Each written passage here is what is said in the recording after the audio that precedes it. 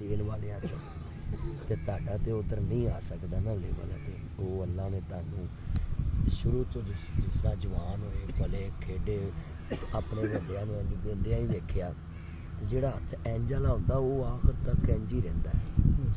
ਹਾਂਜੀ, ਤੇ ਤੁਹਾਡੀ ਤੇ ਫਿਰ ਉਹ ਅਗਰ ਇਹ ਸਾਰੀ ਲੌਜਿਕ ਇੱਕ 'ਚ ਵੇਖਣੀ ਹੋਵੇ ਨਹੀਂ ਆ ਸਕਦੀ, ਕਿਉਂਕਿ ਜਿੱਥੇ ਆਦਤ ਇਨਸਾਨ ਨੂੰ ਉੱਚਾ ਕਰਦੀ ਹੈ, ਜਦੋਂ ਆਦਾਤ ਤੁਹਾਡੀਆਂ ਉਹ ਦਿੰਦੇ ਸੀ ਤੁਹਾਡੇ ਵੱਡੇ ਇੰਝ ਲੋਕਾਂ ਨੂੰ ਦਿੰਦੇ ਸੀ ਨਾਮ ਹੀ ਰਈਸਾਬਾਦ, ਤੇ ਫਿਰ ਰਈਸਾਂ 'ਚ ਰਹਿ ਕੇ ਰਈਸਾਂ ਵਾਲੀ ਸੋਚ ਰਈਸਾਂ ਵਾਲੀ ਫਿਕਰ ਉਹ ਸਾਰੀ ਤੇ ਹੁੰਦੀ ਹੈ ਨਾ।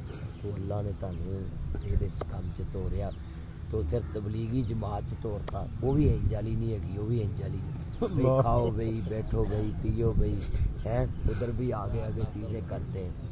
तो आपका माहौल ही ऐसा रखा अल्लाह ने। तो मैं आज इसीलिए आया था कि मैं मोहल्ला